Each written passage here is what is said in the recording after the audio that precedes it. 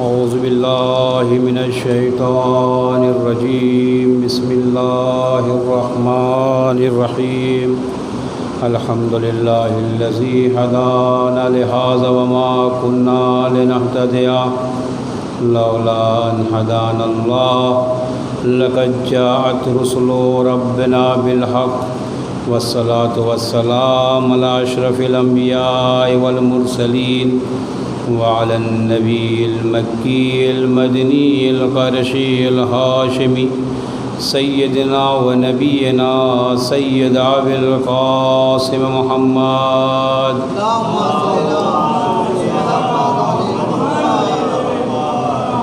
वालिहि तय्यबीन अत्ताहिरीन अलमासूमीन अलमज़लूमीन अल्लज़ीना अज़हबल्लाहु अन्हुमुर रिज्सा व तहहरहुम तत्हीरा।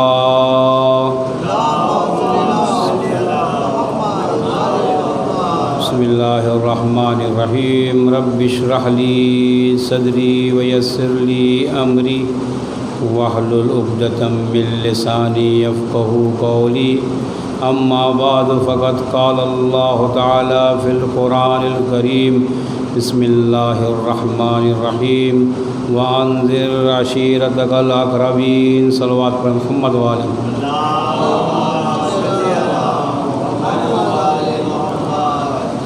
अज़ीज़ान गिरामी,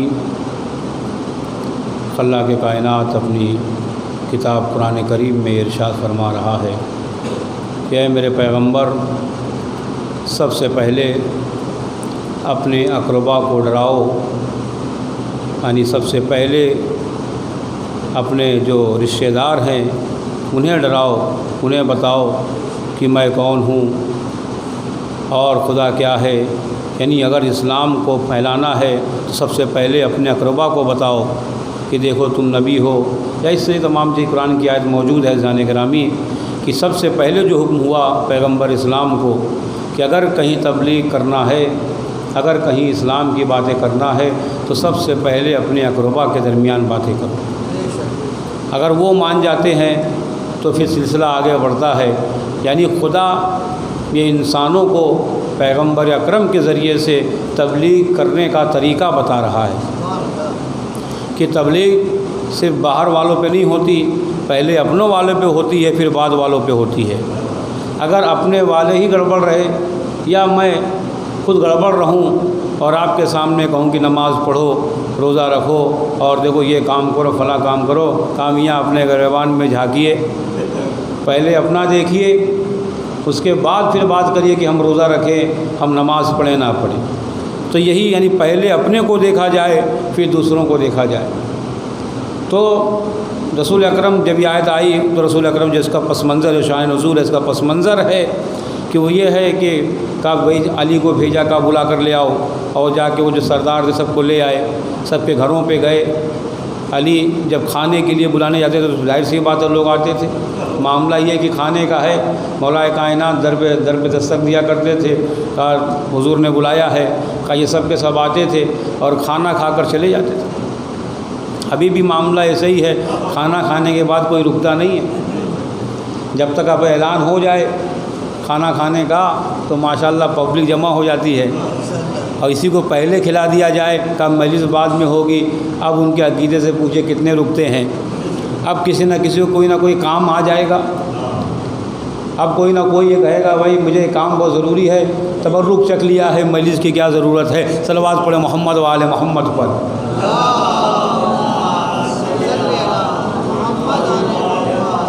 ज़रा वारिस को बुला के ज़रा माइक थोड़ा सा अगर बढ़वा दें तो बेहतर है, वारिस को बुलाएं। तो इज़ान ग्रामी तो होता यही है, बढ़ाना है माइक। तो क्या मसला है, कहा भाई तबरुक चख लिया, सवाब हासिल हो गया है, अब वही मसला हो गया क्या पूरा काम अंजाम दिया जाए। कहा भाई रोज़ा रखना है, कहा रोज़ा रखने में बड़ी तकलीफ़ है, काम करता हूँ, बाहर ठेला चलाता हूँ, ये करता हूँ, वो करता हूँ। कहा अच्छी बात है, कम खाया करो। कहा नहीं भूख लग जाती है। शुक्रिया। कहा भूख लग जाती है। कहा अच्छा क्या करोगे। कहा कुछ नहीं, बस इधर रहूँगा। कहा अफ्तार भी मत करिए जब इतना काम छोड़ा है। कहा है ऐसा कैसे, अवतार कैसे छोड़ सकता हूँ, क्या पूरा पूरा काफिर हो जाऊँ।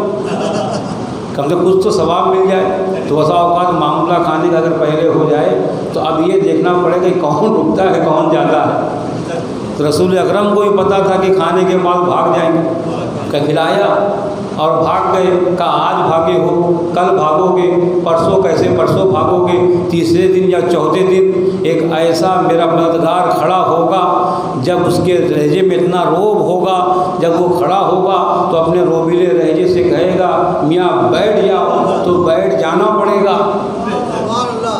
खिलाया 3 दिन खिलाने के बाद, इतनी तो एक चाय पिलाने के बाद आदमी 2 घंटा सुनाता है, और रसूल अकरम तो 3 दिन खाना खिला रहे हैं। सलवात पढ़े मोहम्मद वाले मोहम्मद पर।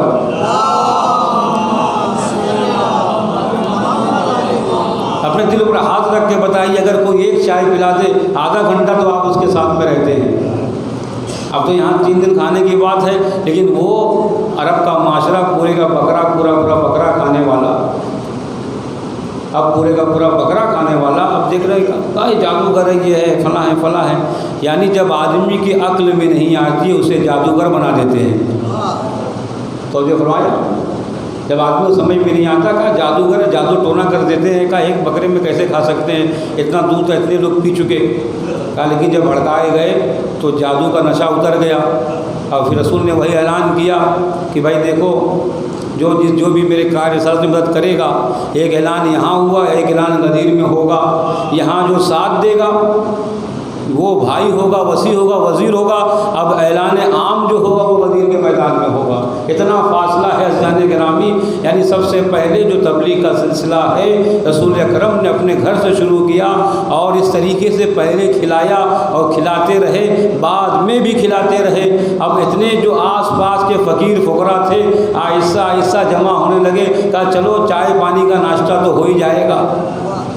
आज के जो धन्ना सेठ बन गए, आज के जो गनी बन गए, आज के जो मालदार बन गए, उनका माँ सबक देखिए। वो फ़कीर ख़ानदान के थे, उनके यहाँ खाना मौजूद नहीं था, वो एक गरीब ख़ानदान के थे। बाज़ लोगों की नस्लों का पता नहीं है, लेकिन बाद में आने के बाद का उनके पास इतना सरमाया हो गया, उनके पास इतनी दौलत हो गई। मियाँ अगर वाकई मालदार होते तो तारीख़ आपके बारे में लिखती कि आप मालदार थे। जैसा कि तारीख़ ने लिखा, जो मालदार थे वो खिलाते आए, यहाँ तक कि अगर कोई खातून भी मालदार हुई तो उसे भी मलिकतुल अरब करार दिया गया। अपने आबा अजदाद के बारे में बताइए कितना खर्च किया करते थे। मैं कहता हूँ काफिर सही, कुफ़ार के ज़माने में क्या लोग भूखों को खाना नहीं खिलाते थे? खिलाते थे ना, तो कहीं तो नाम होना चाहिए था। जिनका नाम था वो अभी भी है, अगर चाहे काफिर क्यों ना रहे, लेकिन खिलाने वालों में नाम आता है। तो अज़ीज़ान गिरामी जो बाद में धन्ना सेठ बन गए, बाद लोगों की तो हालत ये थी, बाद लोगों की हालत ये थी, रसूल अकरम के ज़माने में आते थे पेट पे पत्थर बांधे हुए, या रसूल अल्लाह भूखा हूँ, इस तरीके से। रसूल ने कहा अच्छी बात है, कहा फला जाकर जमा हो जाओ, वहाँ पे ऐसे ही भूखे लोग खड़े हैं। अब मैं नंगा तो नहीं कह सकता, नहीं कपड़ा पहन के भूखे लोग हैं। कहा असहाबे सुफ़ा, अब तो उसके नाम की रोटियाँ भी बिकती हैं। कहा कि वो मजमा था, उस तरीके का एक टीला बना दिया रसूल ने। कहा जितने भी जिनके ख़ानदान का पता नहीं है, जो बेचारे गरीब फ़कीर हैं, वो आकर यहाँ पर जमा हो और दिन भर तस्बीह करें, तहलील करें, रसूल के साथ नमाज़ पढ़े। अब उनमें से जो बाज़ इतने पैसे वाले कैसे हो गए, आए थे तो झोला लेकर, भाई आए थे तो झोला लेकर। अब होता नहीं जो अपने को फ़कीर साबित करता, झोला लेके निकल लूँगा, हम तो फ़कीर हैं, झोला लेके निकल लेंगे, कम से कम उस पर तो अमल किया होता। हालात ऐसे थे, एक साहब के जो बहुत ही मशहूर रावी हैं, रसूल अकरम का साथ था, इतने हालात बुरे थे, खाने के लिए जेब में पैसा नहीं हुआ करता था। आखिर में क्या किया, रसूल अकरम का जूता बेच दिया। वो जो सब नालैन पहनते थे, कहा क्या किया, रसूल अकरम मस्जिद में तशरीफ़ फरमा है। अब क्या समझ में आई, अब नहीं मालूम मजाक था या रसूल अकरम से शोखी करना चाहते थे। भाई मोमिन का मजाक मोमिन से इबादत है, शायद इस हदीस पे अमल करना चाहते होंगे। का इस तरीके से आए, रसूल अकरम की नालैन उठाई, लेके बाज़ार में चले गए। अब बाज़ार में लेकर गए, जाने के बाद एक खजूर फरोश, खुरमा फरोश जा रहा था। कहा भाई ये खजूर खरीद लीजिए, इसके बदले में कुछ मिल जाएगा। कहाँ थोड़ा मोड़ा मिल जाएगा। का नालैन को वापस किया, दे दिया खजूर वाले को। और खजूर लेकर आए, और हिम्मत इतनी कि उसी मस्जिद पे करीब आकर रसूल के सामने बैठकर खजूर खाना शुरू किया। यानी ज़माना ऐसा था कि जो कुछ खाना था रसूल के पास था या रसूल वालों के पास था। नाम लिखा गया कौन कौन खिलाता था, कौन कौन अपने घर मेहमान करता था गुरबा को। का ये आदमी जूता ले गया, का जूता ले गया, बेच कर आया और रसूल अकरम के सामने खजूर खा रहा था। रसूल अकरम ने कहा मैं आज बड़ा हिसाब किताब सही चल रहा। रसूल ने कहा ये देखा भाई अभी तक तो चूड़ी दौड़ी नहीं देखी थी, मसलन अब ये खजूर खा रहा है। कहा ये क्या खा रहे हो? कहा हुजूर आपका जूता खा रहा हो। सल्लल्लाहु अलैहि मोहम्मद का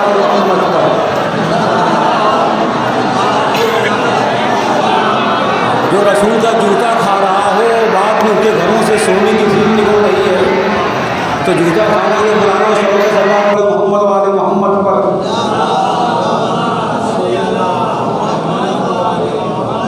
ये जूता खाते रहे, लेकिन जो हकीकी वारिस था, जो हकीकी तालिब इल्म था रसूल अकरम का, वो सबसे आगे निकल गया। वो ज़ख्म खाता था, वो तलवार खाता था, ये जूता खाते थे। सल्लल्लाहु अलैहि मोहम्मद वाले मोहम्मद पर।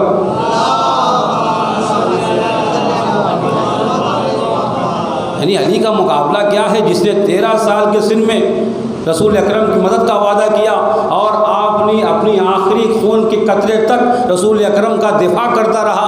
अली की एक फजीलत का कोई मुकाबला नहीं कर सकता।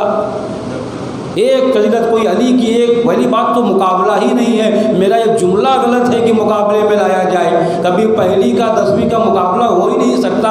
मक्खी से जहाज़ कभी टकरा ही नहीं सकती। अगर टकरा दिया जाए दुनिया का सबसे बड़ा झूठ होगा। तो ये मामला मुकाबला ऐसा करना है जैसे मक्खी को जहाज़ से टकरा दिया जाए। तो ऐसाने गिरामी मौलाए कायनात है कि मैं एक फजीलत लेकर आई है, अली शौहर बुतूल है। का इससे बड़ी कोई फजीलत बताइए। ये आम शादी नहीं है कि फ़लाँ की शादी फ़लाँ से हो गई। का एक आदमी की लखपति था, उससे एक शादी हो गई। का बड़े बड़े करोड़पति, मैंने कहा उस ज़माने में पैसे वाले थे, बाद में मुसलमान हुए तो उनका नाम भी लिखा जाता है कि पैसे वाले थे, लेकिन बाद में वो लोग जो पैसे वाले नहीं थे अब वो फलां गनी फलां साहब हो गए। अज़ीज़ान गिरामी, तो ये मशहूर अब्दुर्रहमान बिन औफ पैसे वाले, 350 से 360 दुकानें थी उसकी मक्का से मदीना तक, और भी शहरों में दुकानें फैली हुई थी। इतने सारे ऊँट थे।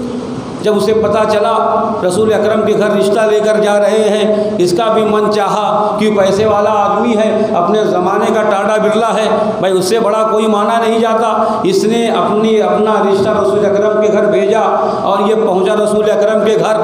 आने के बाद कहा कि मैं चाहता हूं कि ये रिश्ता मेरे घर हो जाए और मुझसे हो जाए। रसूल अकरम आया था, घमंड ये था कि दौलत इसके पास है।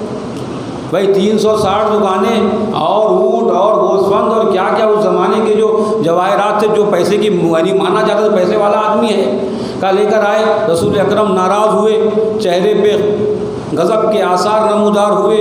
यूँ मिट्टी उठाई उसके सामने फेंक दिया, इस खाक उठाई, कुछ कंकड़ उठाए उसके सामने फेंक दिया। जब उठाया था तो खाक था, जब फेंका तो वो सोने में तब्दील हो गया। कहा तू इस दौलत के दुनियावी दौलत के बल पे आता है रसूल कायनात अल्लाह के रसूल के घर पे कि उसकी बेटी का रिश्ता मांगे, वो तो खाक उठा ले तो सोना हो जाता है। इसका मतलब ये है रिश्ता उसी से होगा जो खाक को छुए तो सोना बन जाए। तो जो फरमाया आपने नबी के जैसा हो या नबी के बराबर मर्तबा, तो नबी तो ना हो मगर नबी के जैसा हो, यानी वो मट्टी को हाथ लगाए तो वो सोना बन जाए। तारीख में ढूंढिए किसने सोने मट्टी को सोना बनाया और सोने को मट्टी बनाया। आप ढूंढिए तारीख में, कोई ऐसा तो होना चाहिए भाई, का कुफो होना चाहिए। घर बराबर का देखा जाता है। हम करोड़पति हैं तो अपने से ऊंचा देखते हैं, नीचा नहीं देखते। जब हम रिश्ता करते हैं, अगर हम लखपति हैं तो करोड़पति में शुमार, करोड़पति में रिश्ता ढूंढते हैं। अगर हज़ारपति हैं तो लखपति में ढूंढते हैं। अगर हम नीचे हैं तो ऊपर वाले में ढूंढते हैं। अब रसूल अकरम को अपने से ऊंचा देखना पड़ेगा या अपने बराबर देखना पड़ेगा? तो जो फरमाया ये दुनिया की दौलत लेकर अब्दुर्रहमान बिन औफ पहुँचे, का यूँ उठाकर फेंक दिया, वापस चले गए। अब जब इसका ये हाल हो गया तो दूसरों का क्या हाल हुआ होगा। सल्लल्लाहु अलैहि मोहम्मद वाले मोहम्मद पर।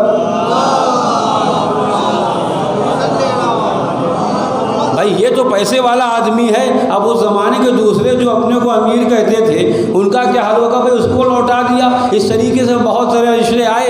अब रसूल अकरम के दिल में ये बात हुई कि रिश्ता किससे होगा। जिब्राइल चले आए कि रसूल को पता है ये मामला ज़मीन का है ही नहीं, ये तो आसमानी लोग हैं, आसमान पर रिश्ता तय पाएगा। अब उसकी बात ये अदब मसला हो गया, शादी का मसला। मैं एक मेरी साल सामने आपके सामने मौजूद है कि भाई बेगाने की शादी में अब्दुल्ला दीवाना, भाई शादी ये ऊपर वालों की है, रिश्ता भाई वहाँ से आए हैं तो वहीं पे रिश्ता होगा, वहीं पे अक़्द होगा। ये ज़मीन वाले ज़बरदस्ती परेशान है, मामला वही मुहावरा आ गया। भाई बेगाने की शादी में अब्दुल्ला दीवाना, ये परेशान था। भाई हम ऐसा हो जाए, रसूल का जिब्राइल आए, कहा या रसूल अल्लाह, खुदा बंदे करीम इरशाद फरमाता है ये शादी वहाँ होगी जहाँ पे ज़ोहरा सितारा उतरेगा। यानी सबसे कैद ला के रसूल ने कहा देखो का दुनियावी आदमी भाग भाग के आ रहे हो, मैं वो रसूल अगर मट्टी को छूता हूँ तो सोना बन जाता है, तो कोई ऐसा होना चाहिए। तो मैंने कहा पहले ढूंढा जाएगा कोई ऐसा मिले जो मट्टी को हाथ लगाए सोना बन जाए। अम्मार यासिर आए, चेहरे पे शिकस्तगी के आसार, परेशान हाल। अमीर कायनात ने देखा, कहा अम्मार परेशान क्यों हो, क्यों तुम्हारे ऊपर आसार शिकस्तगी देखता हूँ। एक मरतबा अम्मार ने कहा ए मेरे मौला, अभी कर्जदार आया था जिससे मैंने कर्जा लिया था उसे वापस नहीं कर पाया, मैं उसे वापस नहीं कर पाया। अम्मार एक मरतबा मौला कहते अम्मार ये ज़मीन की मिट्टियाँ उठाओ, ये कंकड़ उठाओ। का अम्मार ने कहा कंकड़ उठा के क्या करूँगा। कहा उसे उठाओ और मेरा नाम लो। उठा के दिया नहीं, अम्मार से कह रहे उठाओ मेरा नाम लो, ये जो कंकड़ है ये सोने में तब्दील हो जाएगा, ये मिट्टी है ये सोने में तब्दील हो जाएगी। मैंने कहा था ना कि रिश्ता बराबर का हो या अपने से ऊंचा होना चाहिए। यहाँ तो अली को मिट्टी को छूने की ज़रूरत ही नहीं पड़ रही है। यानी वहाँ रसूल छू रहे हैं, तुम क्या हो रहा है, मिट्टी सोना बन जा रही है। यहाँ अम्मार से हुक्म दिया जा रहा है ए अम्मार ये कंकड़ उठाओ, ये मिट्टियाँ उठाओ और मेरा नाम लेकर खुदा से मांगो, ये मिट्टी सोना बन जाएगी। अम्मार भी सहाबी थे, समझ गए मौका अच्छा है, यूँ उठाया, अली का वास्ता दिया, वो मिट्टी सोना बन गई। कहा मौला ये तो बन गई है लेकिन मुझे तो इतनी ज़रूरत नहीं है। तो कहा जितना चाहते हो ले लो। कहा जितना मुझे चाहिए मैं ले लेता हूँ। कहा ये बात का क्या क्यों सोना बन गया है। कहा फिर मेरा नाम लो, ये सोना फिर मिट्टी बन जाएगा। तो अब जो फरमाया रसूल ने मिट्टी से सोना बनाया, अपने हाथ को लगाया। यहाँ मौला हुक्म दे रहा है ए अम्मार हाथ लगाओ, तुम्हारे हाथ में ऐसा हो जाएगा। तो मामला कुछ आगे का है। तो ईज़ाने गिरामी तो पूरी कायनात में ढूंढा तो रिश्ता ऐसे से होगा जो सोने को छू दे तो मट्टी बन जाए, जो मट्टी को सो दे तो सोना बन जाए। अब ये मामला हुआ ना भाई, बेगाने की शादी में अब्दुल्ला दीवाना, ये लोग किस मुंह से जा रहे थे।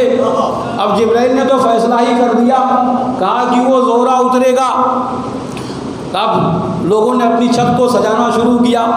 आज का ज़माना होता तो बहुत सारे सॉफ्टवेयर बना लिए गए होते, है नहीं। का उस ज़माने के एतबार से हर आदमी अपने छत को सजा रहा है कि कहीं अपनी लॉटरी लग जाए, अपनी किस्मत का सितारा खुल जाए।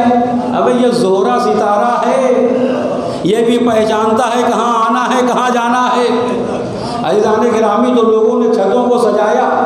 अब शब रात हुई, निस्फ़े शब हुई, वो सितारा निकला। आधी रात के बाद वो सितारा निकला। अब वो सितारा चला, अब कितने लोगों के जहन में सितारा घूम रहा होगा, ऐ काश किस्मत खुल जाए। अब मुझे ये मंज़र देखकर खैबर का मंज़र याद आता है जब रसूल ने कहा कल मैं अलम उसको दूंगा जो कर्रार होगा, गैर फर्रार होगा और मर्द होगा।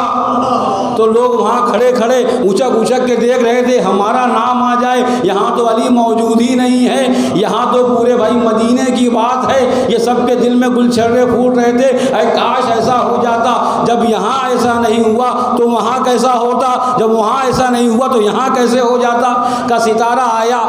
अब हर आदमी अपनी छत पे तैयार है, देख रहा है कि सितारा हमारी छत पे आ जाए। इधर सिद्दीक़ कायनात ने सितारे को देखा।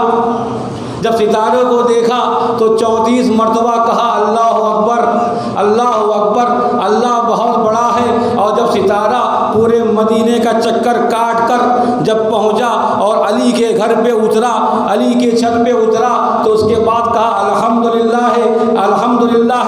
33 मरतबा सिद्दीक़ कायनात ने अल्हम्दुलिल्लाह कहा। अब उसके बाद जब वहाँ से गया, जब ऊपर की तरफ गया तो 33 मरतबा कहा सुभान अल्लाह है, सुभान अल्लाह है।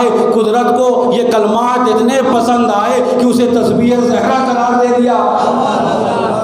तो जो फरमाया आपने कि अब जो पढ़ेगा और जो तस्बीह ज़हरा पढ़ लेगा और नमाज के बगैर फासले के पढ़ेगा, एक तस्बीह पढ़ेगा तो उसे 1000 रकात नमाज पढ़ने का सवाब भी दूंगा। सल्लल्लाहु अलैहि मोहम्मद वाले मोहम्मद पर।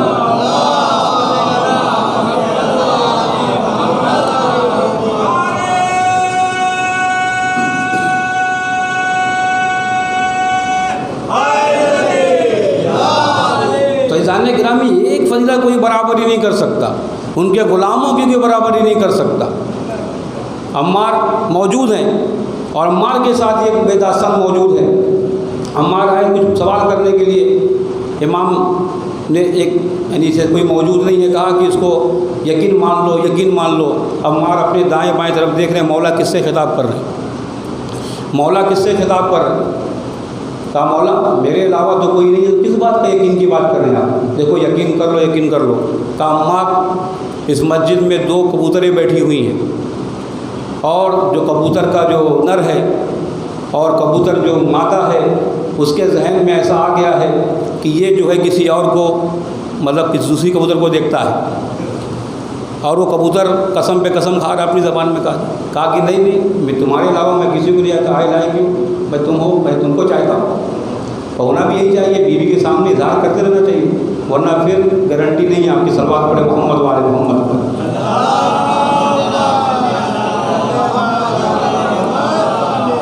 यानी बाद में हाथ पैर की कोई गारंटी नहीं।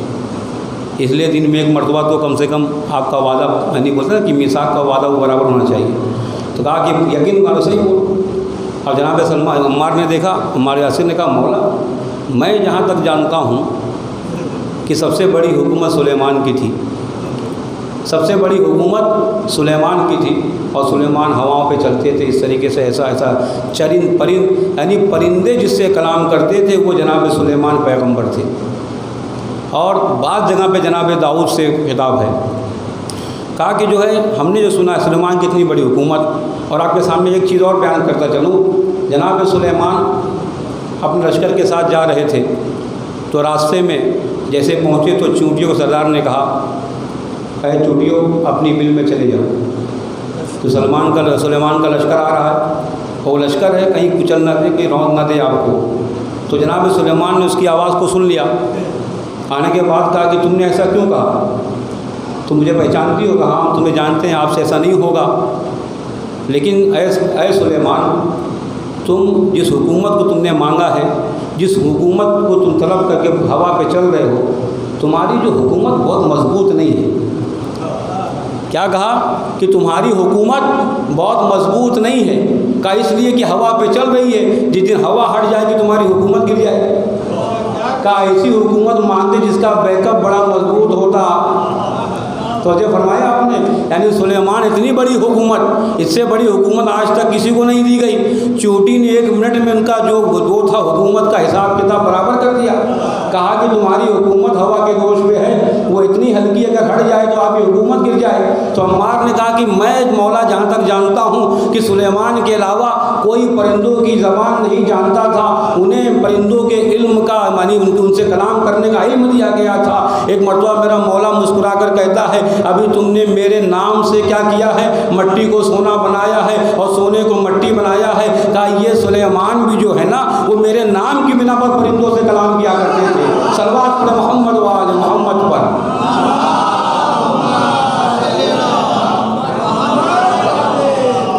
तो जब फरमाया आपने जाने गिरामी, तो अली की जो वादा किया था आखिर तक अली ने, उसे निभाया।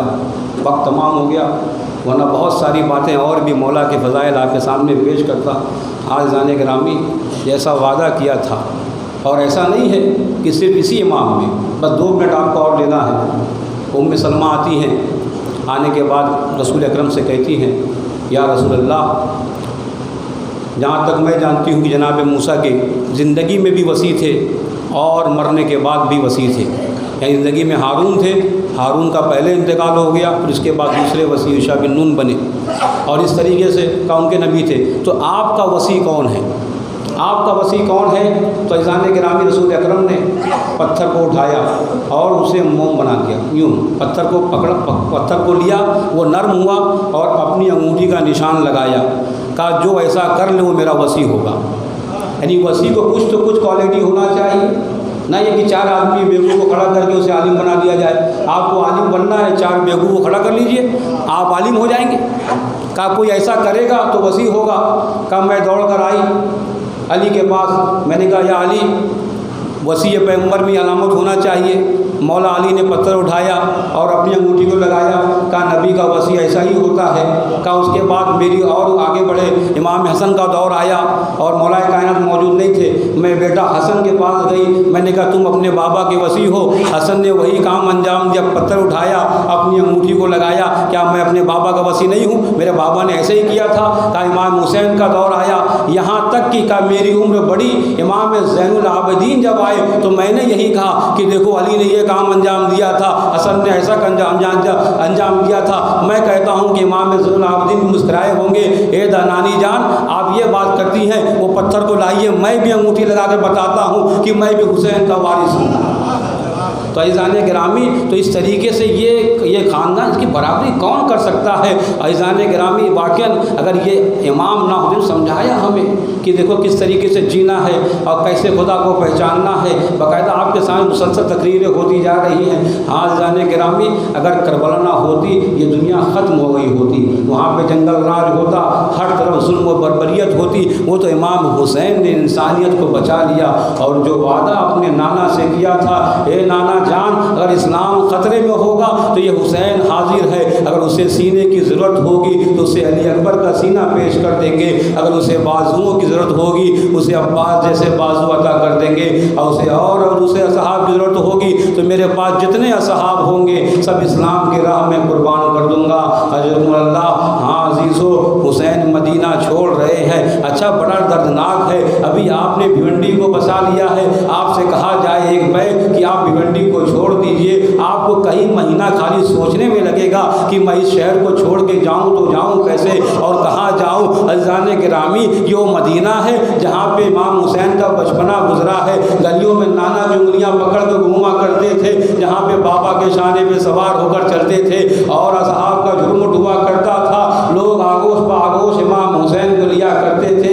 आज हुसैन से कहा जा रहा है हुसैन मदीना छोड़कर जा रहे हैं। बाकायदा रात भर बेचैन थे हुसैन, कभी नाना के मज़ार पर दौड़ कर जाते थे और कभी मादरे गिरामी के मज़ार पर जाते थे।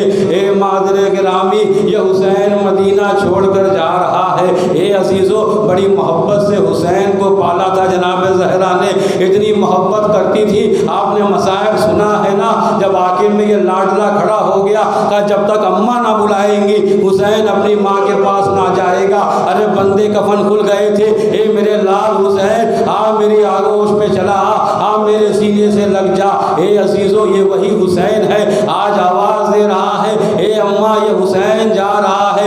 अम्मा ने भी वादा किया होगा, ए मेरे लाल हुसैन अगर तुम मदीने से जा रहे हो ये माँ भी तेरे साथ साथ जाएगी। हाँ अजीज़ो, जनाब ज़हरा का हुजूर करबला में बगाए उलमा बयान करते हैं और मौका बमौका बयान करते रहे हैं। चाहे वो शब आशूर का मौका हो, जब नाफे से इमाम ने कहा, ए नाफे अरे मैं तुमसे बात करता हूँ मगर तुम मेरी बात का जवाब नहीं देते। अरे एक मर्तबा नाफे तड़प कर कहते हैं, ए मौला अरे जैसे ही आपने मक्तल को बयान करना शुरू किया है, अरे किसी दुखियारी की रोने की आवाज़ आती है। अरे हुसैन तड़प गए, कहे नाफे अपने कानों को, अपने हाथों को कानों पे रख लो, अरे ये कोई और नहीं, अरे ये मेरी मादरे गिरामी फातिमा ज़हरा है। ए अजीज़ो, अब ये काफिला जब शाम पहुंचा है ना,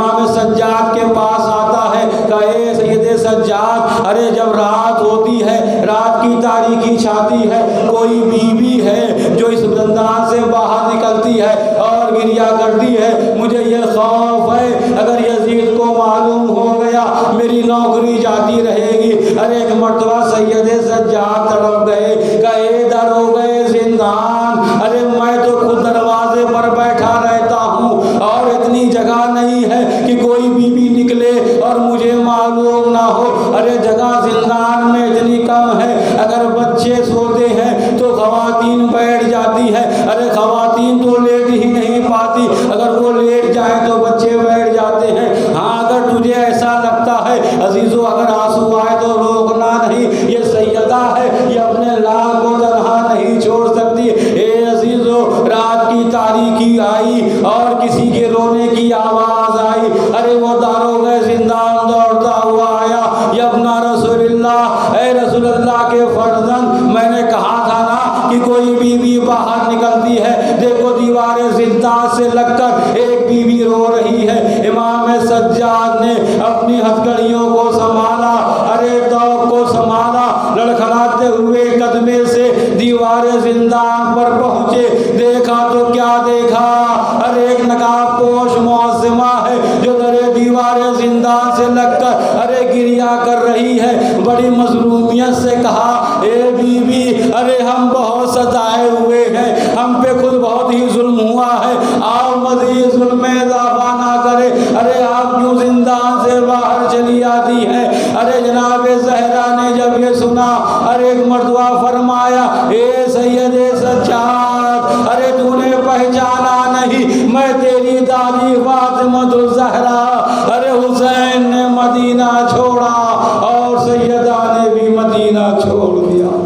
बस यालज़ीना ज़लमू अय्यमुनक़लिबिन यनक़लिबून अला अलातुल क़ौमिज़ ज़ालिमीन। सबसे अमाल को अपनी बारगाह में जगह इनायत फरमा। पहला जान आशियान हैदर करार हम की जान माल इज़्ज़त व आबरू की इखलास फरमा। बारगाह दुनिया जुल्म जोर से भर गई है, अपनी आखिर इज्जत के ज़हूर में तागीर फरमा और हम सब गुलामों में शुमार फरमा। एक मरतबा सूरह हमद और 3 मरतबा सूरह इखलास फरमा कर तमाम मरहूमीन और मरहूमात की रूह के साथ और ख़ास तौर से भिवंडी के जो मरहूम मोमिनात हैं